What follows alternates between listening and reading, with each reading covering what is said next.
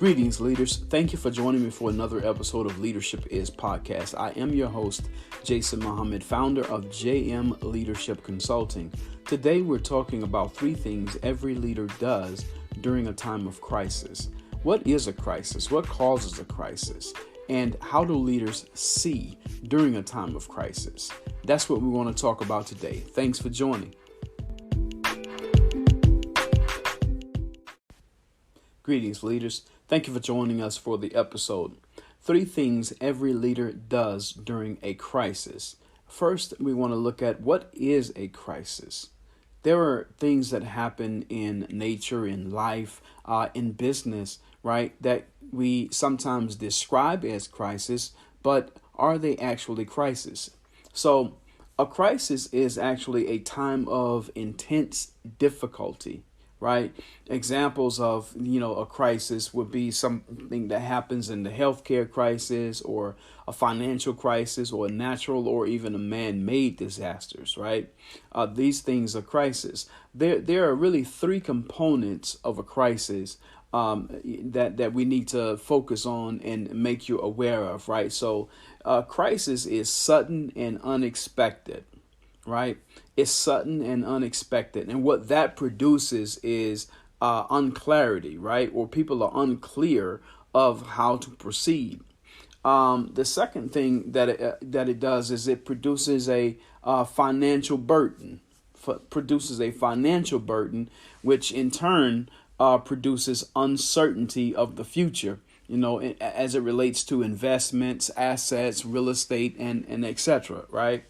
And then the third component of a crisis is that it causes the loss of life, which makes people uncomfortable, right? Which simply meaning, they fear of their personal involvement, fear of contamination, fear of being infected, especially as it relates to the COVID-19 that we're dealing with in this day and time, right? So also the cause of, like in the 1929 depression, fear of starvation, not having enough food, or even depression even, right? So again, the 3 components of a crisis is that it's sudden, which makes people unclear of how to proceed. It produces number 2, it produces a financial burden, which makes people uncertain of the future. And then number 3, that it causes the loss of life, which in turn makes people uncomfortable, right? So there have been 4 great American crises in the history, and I'm going to tell you why they were actually a crisis, right? So the first one is the American Revolutionary War that was between 1773 and 1775, when America gains her independence against Great Britain. The financial cost of that was, in today's economy, $2.75 billion, right? And then there were over 4,400 lives lost. So that was considered or described in American history as a crisis. Okay, because of the lives that were lost and the amount of money, the financial cost of such a great undertaking as the Great American Revolutionary War. Then the second one here is you have the Civil War of 1861, the Civil War. Now, the Civil War took place 86 years later, right? 86 years later. And now the financial cost of that one was about $91 billion in today's economy. And that's, between the Confederate and the Union, right? Because it was a civil war.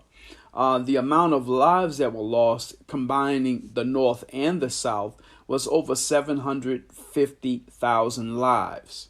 That is also considered a great American crisis. Right? So the American Revolutionary War and the Civil War, look again at what they have in common, right? It produces not so much as sudden or unexpected. However, 2 out of the 3 they have, it produces a financial burden, and then it causes the loss of life, right? In a major way. So again, the Great American Crisis, 4 great American crises in American history: the American Revolutionary War, number 1.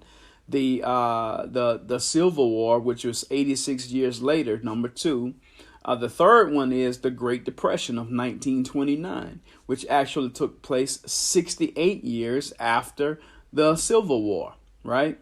And so with this, there were roughly 7 million lives lost. That's still somewhat a debate according to research, right? That there's somewhat of a debate about that. They're kind of uncertain, but that's kind of the pinpoint number. That's the number that most people are quoting. It's roughly around 7 million lives lost, and in today's economy, roughly around 30 billion or 395 billion in today's economy. So again, three components of a crisis and what they produce. It's sudden, which produces unclear of how to proceed. Number two, it produces a financial burden, which makes people uncertain, right, of the future. Number three, it causes the loss of life, which makes people uncomfortable. So I repeat, three components of a crisis. When it's sudden, it makes people unclear of how to proceed. Number two, when it produces a financial burden, it makes people uncertain of how the future is.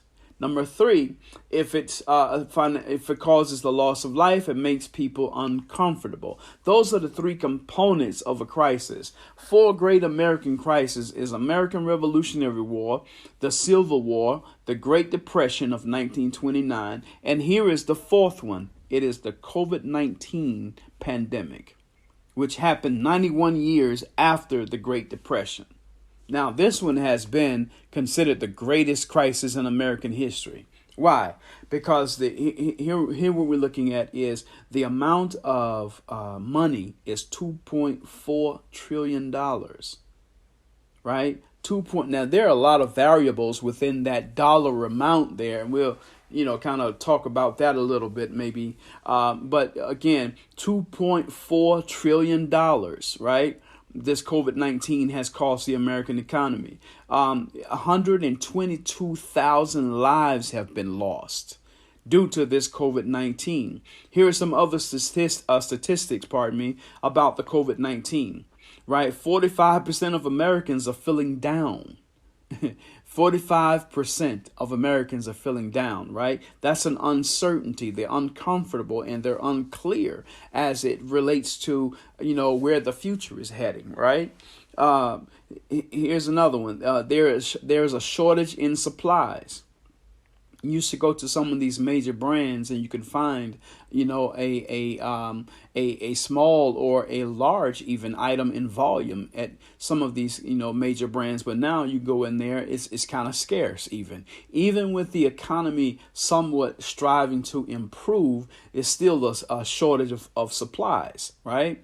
Where companies have now set a certain limit on certain household things that you can purchase because of this COVID-19. Right, 52% of workers are now, they're 52% more remote workers, right? Not working in the office, but actually working from home or whatever office or whatever space that they consider to be their remote area, right?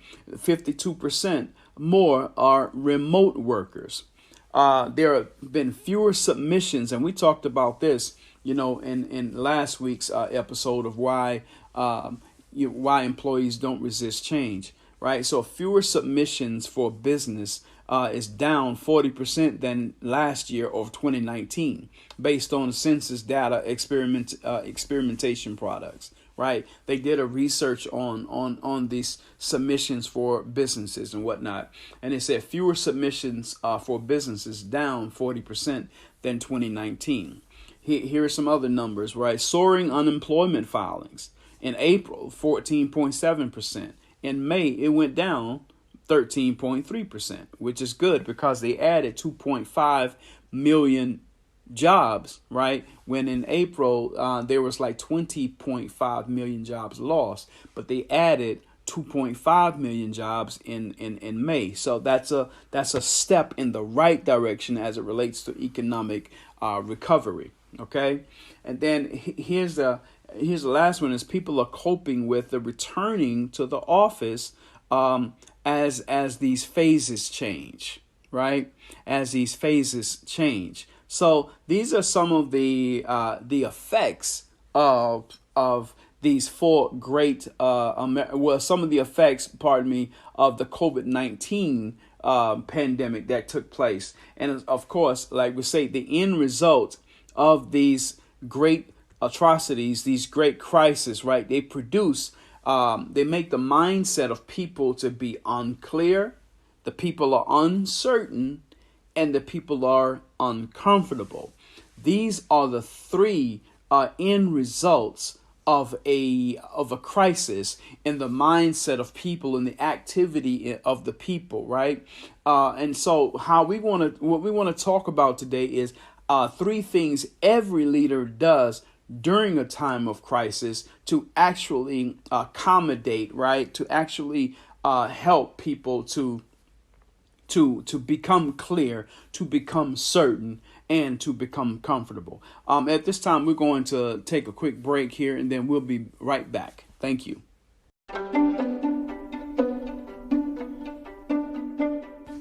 Greetings, leaders. I'm here to talk to you about Anchor.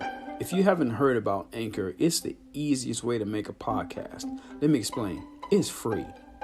There are creation tools that allow you to record and edit your podcast right from your phone and or computer. Now, how convenient is that? Anchor will distribute your podcast for you, so it can be heard on Spotify, Apple Podcasts, and many more. You can make money from your podcast, too, with no minimum listenership. So it's everything that you need to make a podcast in one place. So do me a favor. Download the free Anchor app or go to anchor.fm to get started. I look forward to seeing the greatness within you. Hey, thank you all so much for returning. So let's kind of recap real quick. The three components of a crisis is sudden, which makes people unclear. Produces a financial burden, which makes people uncertain. And then it causes a loss of life, which makes people uncomfortable, right? And so with those three different mindsets or different realities that, are caused due to a crisis, well, how should leaders respond to a crisis to turn this around? Well, first, it starts with how leaders see a crisis, right?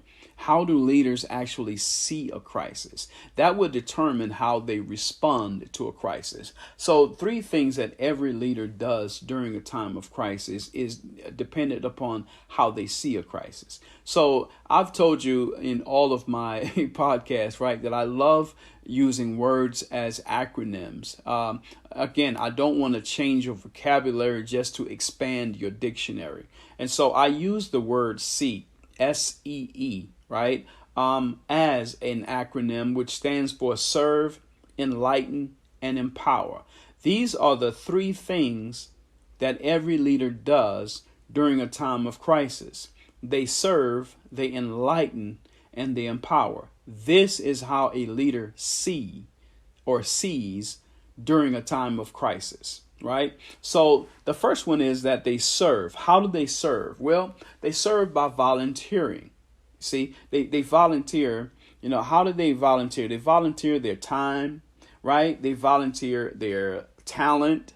They volunteer their technology. They volunteer their wisdom. They volunteer their resources, right? I mean, they're serving people. See, there's something about being a servant leader, right? And we've talked about this in a series that I did that talked about the three keys that every leader uses to build influence. And one of them was to serve the people. See, what that does is that helps to not only build influence, but maintain and reinforce your influence that you have as a leader when you're serving the people. So SEE, serve, enlighten, empower. How do leaders serve? Well, they volunteer. They volunteer their time, their talent, technology, wisdom, and their resources, right? And how is the second way that leaders serve? They donate, right? Leaders donate. What do they donate material, they donate space, or even real estate even, right? And then, of course, they donate financially. You see, what do we mean by material? The materials that they would need. There's like documentation. There's like ink. There's, of course, there's food. There's drink, right? There's clothing, right? There's with the space and real estate, like having a place for people to actually be able to gather and meet so that they can talk and discuss, right? Then financial, right? That's donating some money towards a cause or charitable cause, donating money for fixing this and fixing that, donating money to others who are trying to get materials and space and real estate, right? And so leaders serve by volunteering and donating. Okay. Number two, in the word see, how do leaders see? They serve and then they enlighten. What does enlighten? Enlighten simply means that, they enlighten the people with the facts, of the crisis response info, and then of course work policies, right? And so how do they do this enlightenment? They do it with webinar trainings. I'm speaking specifically now with the COVID-19, right?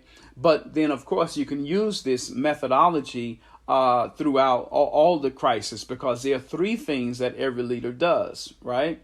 And so we're talking about the first one is that they serve. Now we're talking about they enlighten. They enlighten the people, right? And so this enlightenment with the facts of whatever the crisis is, then they break down the crisis response information that they have. And then, of course, they talk about their work policies as it relates to the crisis response and whatever crisis that there may be. You see, you have a crisis response information, and work policies can be different depending on the crisis that you're following. There can be man-made crisis. There can be terroristic threats, right? There can be financial crisis. There can be all different types of crises that can take place. And so they have to break down the facts and the crisis response information, and then how this affects the work policies that are there. Work policies meaning just like right now with the COVID-19, 52% or more remote workers, right? And so how does that take place? How did that come about? Well, leaders have to enlighten the employees, right? They have to enlighten the people about what these facts are, this crisis response information is, and these work policies are. And they do this through webinar trainings, Zoom meetings nowadays, right? Phone and text. They do this through email documentation or email communication, right? Faxing even still, And then, of course, they do this through social media, right? So they enlighten the people, Then, of course, there is through the emergency response system that they have with the radios and the televisions that blurt out, information as it relates to what's happening with weather alerts and if, with natural disasters like that, right? So, but that's, again, what that is doing, that's enlightening the people. See, when you serve the people, you give the people a level of comfort, right? The people feel comfortable. When you enlighten the people, you're giving the people some form of clarity. You're addressing the issues that are produced by the crisis, right? So now you're producing a level of comfort. Now you're producing a level of clarity.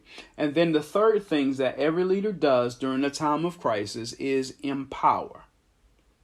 You empower the people.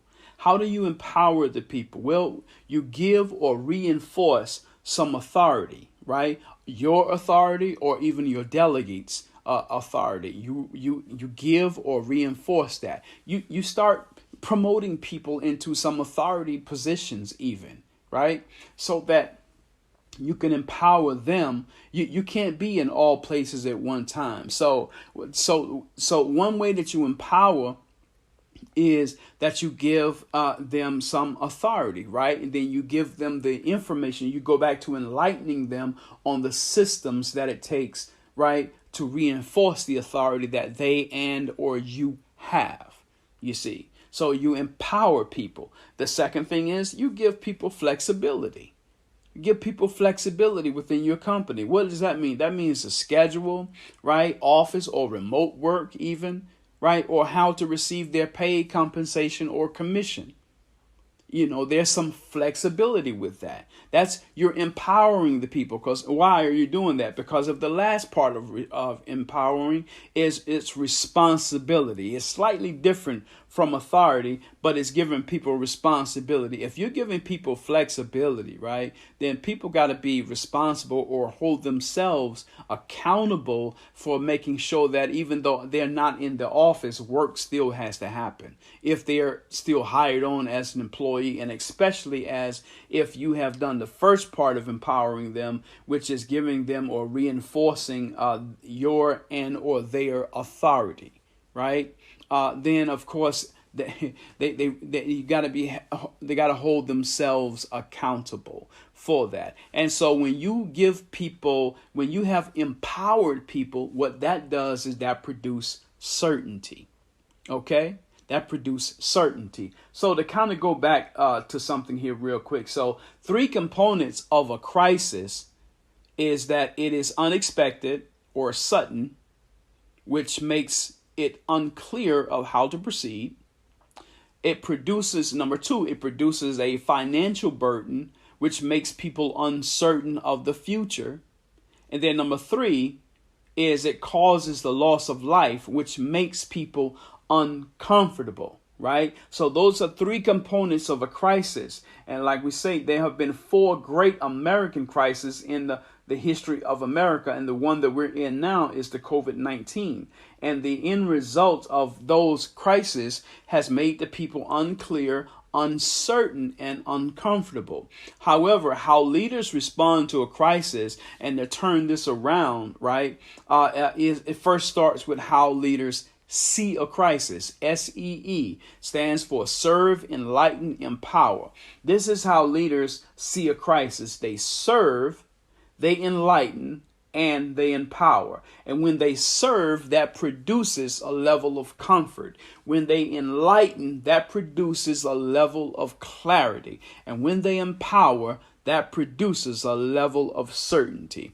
3 things that every leader does during a time of crisis. See, serve, enlighten, and empower. Listen, thank you so much for listening to this episode of Leadership Is Podcast. And I hope you guys have a great, wonderful, and phenomenal day.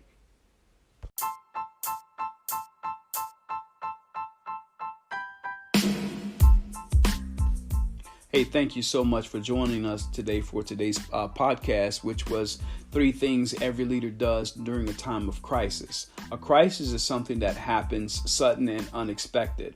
The 3 things that take place in a crisis is that it's unexpected, which makes things unclear of how to proceed. It produces a financial burden, which makes it uncertain for the future. And then, of course, it's number 3, it causes the loss of life, which makes people uncomfortable. And leaders uses the SEE, which is serve, enlighten, and empower. And when they serve, that produces comfort.